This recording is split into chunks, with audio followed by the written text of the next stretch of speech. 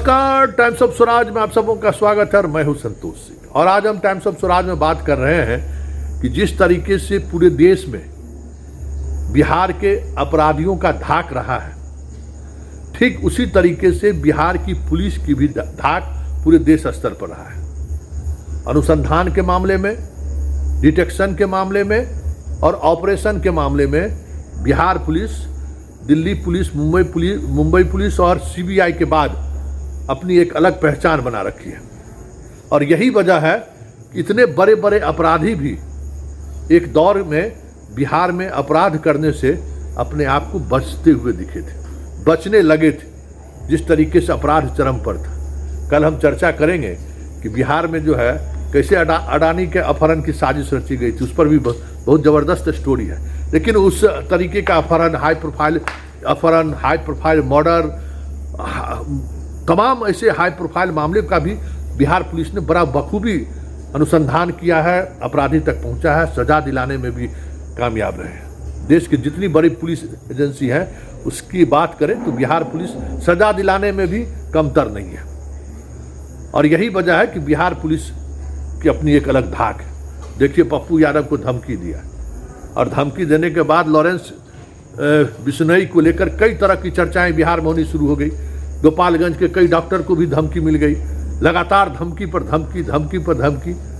और पूर्णिया पुलिस ने कार्तिकेय शर्मा बिहार के बेस्ट आईपीएस अधिकारियों में एक आईपीएस अधिकारी है, जबरदस्त। मैं व्यक्तिगत रूप से जानता हूं कि उस आदमी की क्षमता क्या है। यह अलग बात है कि आज की राजनीति में वो सूट नहीं बैठते, और हमें उम्मीद थी कि वो मास्टरमाइंड कंप्यूटर साइंस का जिस तरीके से इस्तेमाल करना जानता है टेक्नोलॉजी का, वो बंदा बाजी मारेगा। और पकड़ के ले आया दिल्ली से, और मालूम हो ही गया कि अपने साली के सिम के सहारे वो खेला कर रहे थे। इनको पता नहीं था कि बिहार पुलिस जो है सारे तरीके के टेक्नोलॉजी का इस्तेमाल करते हैं। यहाँ बिहार पुलिस इस तरीके के क्राइम में जो मोबाइल, व्हाट्सएप, फेसबुक, बाकी जो सोशल मीडिया के सहारे जो क्राइम होता है उसका एक्सपर्टीज, मतलब कह सकते हैं कि कई तरह के लेयर पर एक से एक अधिकारी तैनात है, चाहे एसटीएफ में हो चाहे जिला बल में हो। और वो उस नेटवर्क को तोड़ना और उस नेटवर्क तक पहुंचना जानता है। कितने दिन हो, मतलब एक सप्ताह भी नहीं बीता, पकड़े गए। अब पांडे जी जवाब देंगे कि क्यों दिए भाई, पप्पू यादव से उनका पहले से रिश्ता भी रहा है, ऐसी भी बात सामने आ रही है। लेकिन बड़ी बात यह है कि गोपालगंज वाले भी हाथ आ ही जाएंगे, उन पर भी ऑपरेशन उसी तरीके से चल रहा है।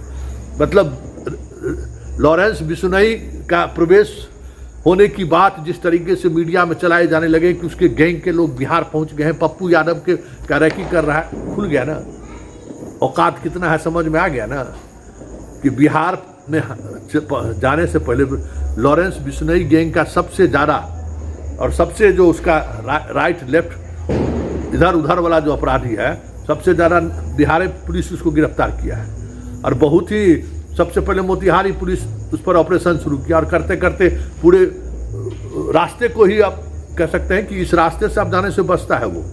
उसके गैंग के लोग असम और नेपाल के रास्ते से जो हथियार की तस्करी करते थे, अब वो बचने लगे हैं कि नहीं, कुछ न कुछ टेक्नोलॉजी के सहारे लॉरेंस के गुर्गों पर भी इसकी खास नज़र रहती है।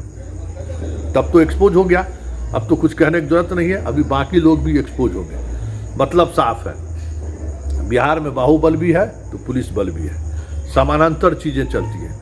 यूपी की तरह जो है यहाँ किसी अपराध, चाहे कितना भी बड़ा बाहुबली क्यों ना हो, किसी पुलिस ऑफिसर पर नज़र उठाकर भी नहीं देख सकता है। हाथ चलाना तो दूर की बात है। देखते ना, यूपी में कभी डीएसपी को मार बैठता है, कभी थानेदार को मार बैठता है। यहाँ एक चौकीदार को मार के देखे ना, यहाँ दोनों, क्योंकि यहाँ की जनता एंटी क्रिमिनल है। यहाँ की जनता और सोसाइटी ऐसे पुलिस पदाधिकारियों को सम्मान करता है जो अपराधी से लड़ता है। और यही वजह है कि इस प्रदेश में अपराध की शैली में भले ही देश स्तर पर नाम वो रखता हो, आमने सामने होने से जरूर बचता है पुलिस। याद होगा उस दौर में शहाबुद्दीन, और लड़ने के लिए वही भदहा राइफल लेकर पहुंच गया, घर चढ़ गया ना जी है।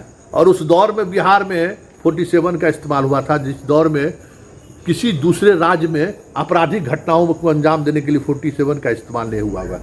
बात हम 98 कर रहे हैं। चंदेश्वर सिंह की मुजफ्फरपुर में यही अशोक सम्राट 90 के दशक होगा, अशोक सम्राट 47 से भूल गया, तो पहली घटना थी।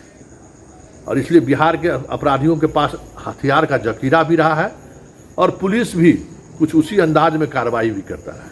तो चलिए, ये जो लॉरेंस गैंग का जो हवा खड़ा किया जा रहा था मीडिया के द्वारा कार्तिकेय शर्मा की इस कार्रवाई के बाद हमें लगता है कि अब बिहार के लोगों को लॉरेंस के सहारे फ़ोन करने वाले भी जो हैं वो डरेंगे। उनको डर पैदा होगा कि सिर्फ इस तरीके के कॉल के स्काइपी कॉल के सहारे पुलिस हम तक नहीं पहुंच पाएगी, ऐसी बात नहीं है।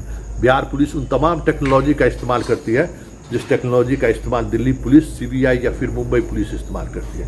कई एक्सपर्ट पुलिस पदाधिकारी हैं जो बड़े बड़े टेक्नोलॉजी का इस्तेमाल करने वाले अपराधियों तक पहुंचने में देर नहीं करते हैं। उस टेक्नोलॉजी का तोड़ सब पता है बिहार के पुलिस वालों को। चलिए, एक सच तो सामने आ ही गया कि कौन है लॉरेंस बिश्नोई के सामने पीछे, और दूसरा गोपालगंज वाला भी सच 1-2 दिन में सामने आ ही जाएगा। जो सूचना इकट्ठा हुई उसमें माननीय सांसद के द्वारा भी एक नंबर बताया गया जिसपे उनको कॉल आया था। ये नंबर दुबई का था, यूएई का रजिस्टर्ड नंबर था, जिसमें जो 971 का कंट्री कोड है 5013387776। इस नंबर से उनको सबसे पहले धमकी आया था और अन्य भी कई नंबरों से उनको लगातार धमकी मिल रही थी।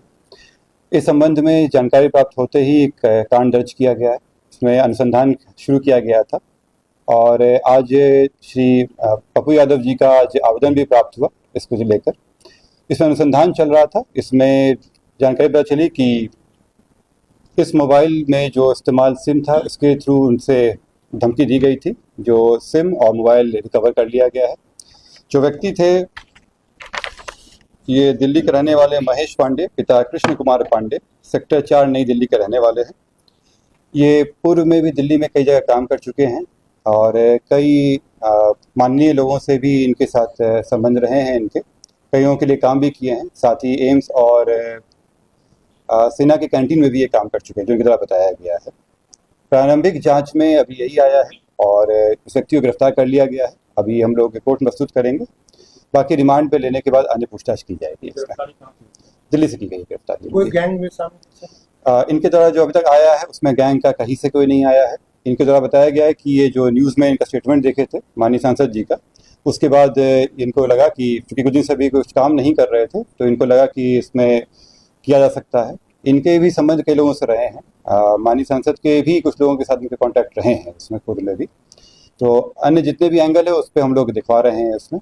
फिलहाल मैं आपको स्पष्ट कर दूं कि कई नंबरों से धमकी दी गई थी। जो पहला धमकी आया था जिसमें फोटो भी शेयर किया गया था वो इसी नंबर से किया गया था, इन्हीं के द्वारा किया गया था। इसमें गिरफ्तारी हो गई है। अन्य मामलों में अभी अनुसंधान चल रहा है। ये तो दुबई का सर नंबर, ये दुबई का नंबर है। इनकी जो उनके द्वारा बताया गया कि इनकी जो साली हैं वो दुबई में रहती हैं। ये दुबई गए हुए थे और वहीं से ये सिम ले आए थे। संभवतः उन्हीं के द्वारा रजिस्टर्ड नंबर है। ये भी अनुसंधान का विषय है। ये ले आए थे और उसी पर नंबर चला रहे थे। कोई लॉरेंस बिश्नोई वगैरह तो ऐसा कुछ नहीं, अभी तक कोई ऐसा एंगल नहीं आया जिसमें इनका जुड़ाव उस तरह से रहा। डीपी लॉरेंस बिश्नोई का लगा? नहीं, ये डीपी नहीं लगाए थे। ये उनको फोटो भेजे थे। ये व्हाट्सएप पे पहले इनको मैसेज किए, उसका जब कॉल उनके द्वारा नहीं उठाया गया तो ये मैसेज किए थे और फिर जब बात हुई तब धमकी दिया गया था। कितने लोग गिरफ्तार? एक व्यक्ति गिरफ्तार हुए हैं। मैं अभी फिर से कह दूं कि अभी और लोग हैं और नंबर से भी कॉल आया था जिसके भी जांच चल रही है।